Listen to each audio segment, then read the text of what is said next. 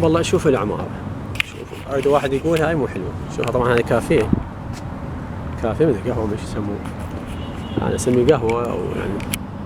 هذا على الشط، وشوف أنا وين قاعد،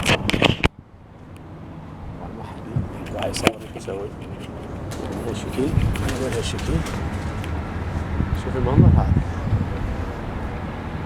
هدوء تمام، هواء نقي، أجواء حلوة. نهر دجلة، محافظة ميسان، 9/2/2024، اليوم الجمعة.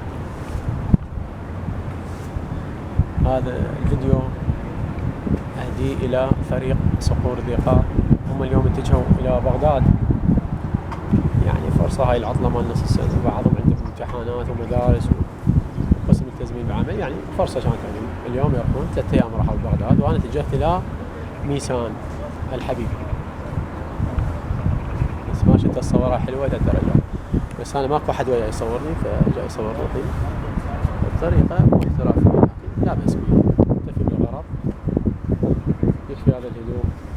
بس مع الأسف تفكيري كله بالطريق، طريق صعب، رغم أنه هو 145 كيلومتر عن الناصرية، لكن طريق كلش صعب، ما ينوصف بالصعوبة يعني.